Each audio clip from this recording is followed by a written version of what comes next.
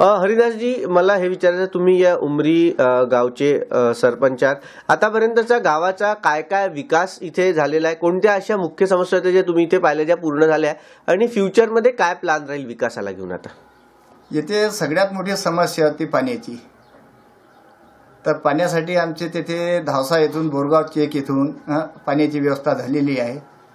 आणि येथे मेन समस्या जी होती रोड, ग्रामपंचायत भवन आणि इतर ज्या शेतकऱ्यांच्या पशुधन जनावरांची संख्या जास्त असल्यामुळे त्यांना व्हेटरनरीचा दवाखाना सोय या गोष्टीची आम्ही मागणी लावून धरली. आता झालेल्या जिल्हा परिषद पंचायत समितीच्या निवडणुकीवर आम्ही बहिष्कार टाकला.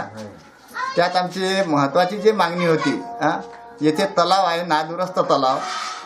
याआधी त्या तलावावर 40 लाख रुपये खर्च झाले, परंतु तलावात थेंबही पाणी राहत नाही. त्यानंतर पुन्हा 2 वर्षाच्या आधी 60 लाख रुपयाचा निधी आला, तो सुद्धा लावला, परंतु ते तलाव पुन्हा जसेचे तसे लिकेज झालेले आहे. आणि त्या तलावाची अवस्था अशी आहे की ज्ञानेश्वरांनी जशी ती भिंत चाललेली होती, त्यानुसार त्या तलावाची भिंत 2-3 वेळेस कामांमधूनच फाकल्या जाते.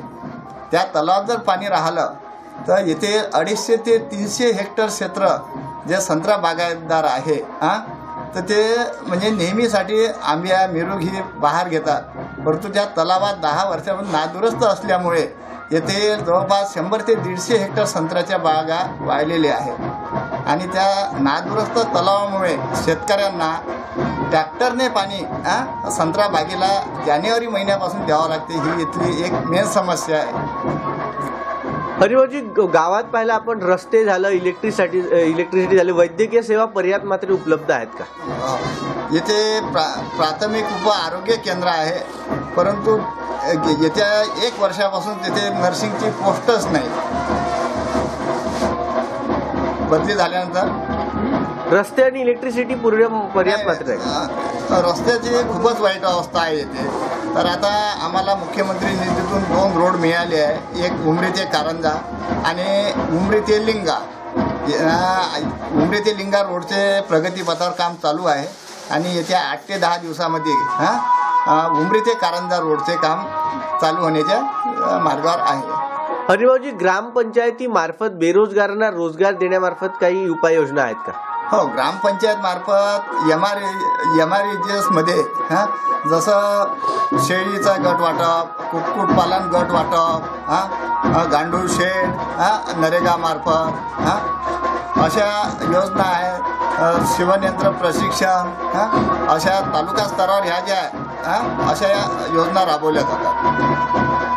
गावामध्ये उद्योगधंदे न येण्यामागचं काय कारण वाटते? कुठेतरी शासनाचं दुर्लक्ष वाटते का? हो, येथे शासनाच्या दुर्लक्षामुळे येथे जे उद्योगधंदे कोणतेच व्यापलेले नाही.